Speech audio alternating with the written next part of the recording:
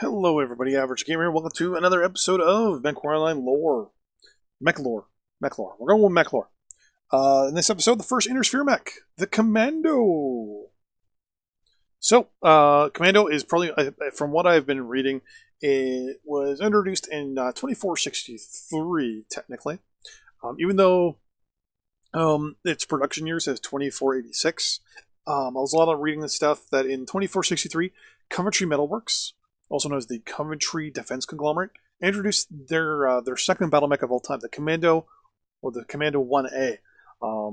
This was in 2463, even though technically production didn't actually start until 2486, so possibly 20 years. There's a bit of a discrepancy, I'm not 100% sure, but nonetheless. The Commando was created for the Lyrian Commonwealth and was pretty much primarily their original light mech. It was designed to be lighter and faster than all its precursors, and was classified as one of the primitive battle mechs, and also premier battle mechs of its time. It had some issues with the large laser that initially it was designed with, so it was replaced later on and quite quickly in 2479 by things like the Wasp and the Stinger. Just reading here, they made some changes in 2486 and replaced it with the Commando 2D variant. So that's probably where the 2486 production year kind of came in, because it was introduced in 2463. So there we go. Like I said, the Lyrian Commonwealth pretty much held sole ownership of Commandos for a while until they combined with the Federated Sons to create the Federated Commonwealth. Then the Commando slowly started to kind of trickle around. The Commando was the primary, one of the primary defense mechs utilized by them.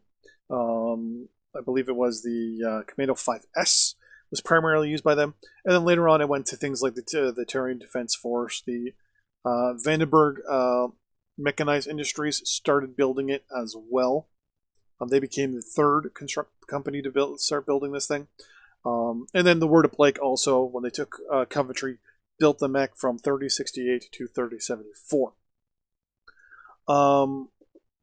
Overall, there is a butt ton of builds for this mech. I gave up counting. The one that's the primary mech build that you can see is actually the one we have here in MechWarrior Online, which is the 2D. That was built in 2486. It's got three different construction companies, obviously, as mentioned. It's got the Coventry Metalworks, Hope Industries, and then Vandenberg Mechanized Industries all build the Commando. What I forgot to mention is it is a 25-ton light inner sphere mech. It costs 1.8 million C-bills on the tabletop. In MechWarrior Online, it costs 1.7 million. So slow down. It's got 10 heat sinks in it and go 97.2 kph. Battle value of 432 for version 1.0, and then a battle value of 541 for 2.0. Overall, the 2H, no, I'm just talking about the 2D, sorry, the 2D, has three weapons on it, as you can see here. SRM-6, SRM-4, and one medium laser. That is the way it's designed in the game. Tabletop. That's the primary utilized mech, to be honest with you. The one that everyone pretty much uses. Now, everyone obviously tweaks things here and there, but that's the primary one. And that's the one we have here in MechWarrior Online that we're looking at. Overall, as I said, there's tons of builds for it. Lots of lore. In the lore itself, I looked and there was 3, 4, 5, 6, 7 different lore mechs. And then alone, there's 2, 4, 6, 8, 10, 12, 14, 18. Almost 18 actual technical readout builds. So tons of mechs, to be honest with you. One thing I wanted to mention is the Death Knell, the one that's actually in MechWarrior Online here, is technically a lore mech, but in lore in the book that it was included in, didn't actually say what the build out was. So MechWarrior Online kind of took some, we'll say, how can I put this? Some little bit of they took their own little word for utilization on it. One thing to want to mention is it does have double heat sinks, even though double heat sinks weren't actually invented till later. So that's something to carry out. I kind of wish they had I think it's the Frere. It was an experimental, I believe it was. And, well, we'll call it a custom variant. It had a whole bunch of streak 4s, and that had the double heat sinks. So, but I also believe that was a Omni-Mech.